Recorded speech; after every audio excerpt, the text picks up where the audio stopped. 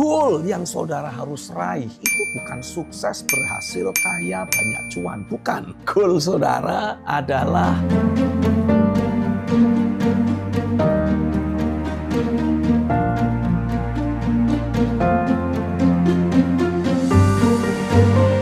kurang lebihnya, saya itu bisa memahami pergumulan dan konflik batinmu saat ada di dunia kerja. Saya mendapati dunia kerja itu memang penuh tantangan. Khususnya kalau kita ingin terus hidup mempraktekkan prinsip firman, prinsip kebenaran. Karena dunia kerja itu seperti terus mengkondisikan dan menarik kita untuk melakukan banyak kompromi-kompromi. Bahkan kalau perlu membuat pelanggaran-pelanggaran demi cuan. Kadangkala ya kita harus mengorbankan hati nurani kita demi untuk bisa mencapai target kerja yang ditetapkan oleh perusahaan. Kan itu kan yang seringkali jadi konflik dalam batin. Mau menjadikan Tuhan sebagai penguasa di dunia kerja. Tapi kalau lurus dan terus hidup dalam kebenaran, wah, tender apapun lewat. Wah, gaji nggak naik-naik. Prestasi nggak pernah kelihatan dilirik oleh bos. Karena kadang-kala kan perlu juga, Pak. Ya, kita jilat sana, jilat sini. Mengorbankan dikit-dikit lah. Nggak usah banyak-banyak harga diri. Itu adalah keluhan, pergumulan, jeritan, tangisan dari banyak orang Kristen di dunia sekuler. Tapi hari ini izinkan sebagai hamba Tuhan, saya memberikan sebuah penawaran dan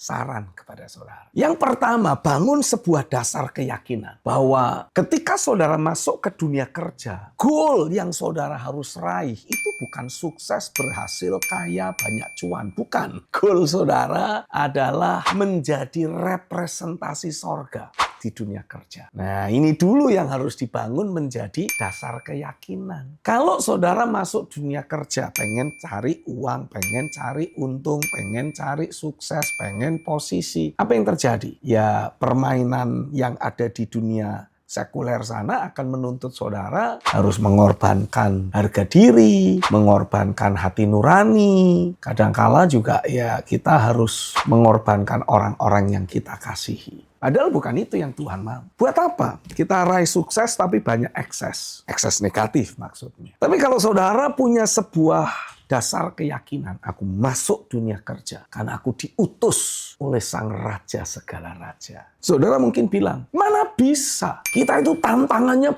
banyak, godaannya banyak. Apalagi tantangan, godaan, lawan, wah, seabrek-abrek. Tapi kalau saudara membangun sebuah dasar keyakinan yang selaras dengan firman, kalau aku diutus, artinya aku disertai. Wih, aku diurapi. Wis. Saudara akan sama kayak Daniel, kayak Sadra, Mesakh, Abednego. Mereka dikasih identitas yang baru di Babel. Daniel dikasih nama baru, Belsyazar. Hananya, Misael, Azaria, itu nama asli 3 orang Yahudi yang dibawa ke Babel. Kita lebih mengenalnya dengan nama Sadra, Mesakh, Abednego. Mereka pakai jubah Babel. Mereka kerja di kerajaan Babel. Tapi kalau sudah mulai berkaitan dengan prinsip fondasional, mereka sekeras baja. Mereka berubah menjadi pribadi yang tidak mudah digoyah. Sekokoh batu karang. Rela mempertaruhkan posisi bahkan nyawa. Tapi apa yang terjadi sebagai akibatnya? Karena mereka membangun sebuah dasar keyakinan. Aku ke Babel bukan sebagai orang buangan. Secara lahiriah, kerajaan Israel, kerajaan Yehuda sudah dimusnahkan oleh Babel. Tapi aku adalah hamba Tuhan. Jadi, kalau aku hamba Tuhan, aku disertai Tuhan, aku diurapi Tuhan. Nah, makanya ketika Nebukadnezar menantang, Sadra, Mesakh, Abednego, ayo sujud menyembah sama patung emasku. Mereka terang-terangan menolak. Mereka bilang, Tuanku Raja, udah ini tidak perlu pembahasan panjang lebar. Kami menolak menyembah patung emasmu. Kami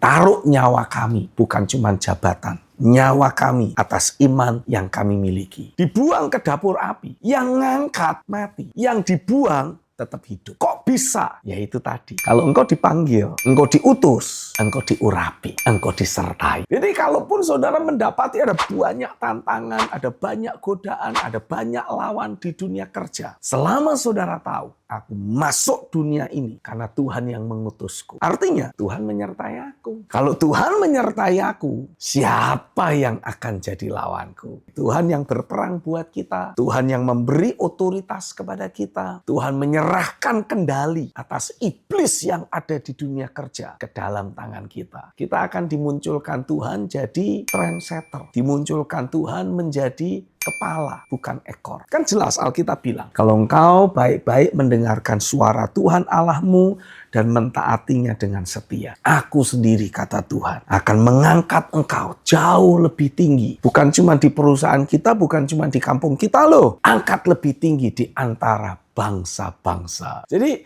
saya berdoa mulai hari ini, saudara tidak lagi terjebak dalam polemik antara mana yang harus aku pertahankan, kerjaku atau integritasku, gajiku atau imanku. Saya harap saudara sudah bisa langsung menjawab dengan tegas. Tidak perlu doa puasa, tidak perlu konseling, tidak perlu tanya siapa-siapa. Aku pertahankan integritas di dalam Tuhan. Aku pertahankan imanku di dalam Dia. Karena aku tahu aku punya Tuhan yang besar. Dan Tuhan yang dahsyat, berkuasa, mampu melakukan segala sesuatu. Itu menyertai aku. Jadi kalau ada tantangan gimana? Bawa dalam doa. Tantangan yang dihadapi Daniel di kitab Daniel pasal pertama dan pasal kedua, itu antara hidup dan mati. Kalau kita kan paling tantangannya kan ya paling kena PHK, pengurangan gaji, kehilangan bonus, kan paling kayak gitu. Sadari, kalaupun saudara harus kehilangan bonus atau ya jelek-jeleknya kena PHK gara-gara mempertahankan iman dan kebenaran. Hari ini sebagai hamba Tuhan, saya mau sampaikan suara Tuhan kepadamu. Tuhan berkata, jangan takut. Akulah yang akan menjadi pengganti rugimu yang berkelimpahan. Saudara bisa dapatkan itu dalam kitab Kejadian pasal 15 ayat 1. Pernyataan Tuhan kepada Abram ketika dia menolak tawaran Raja Sodom. Di luar sana ada banyak tawaran Raja Sodom yang akan datang kepadamu.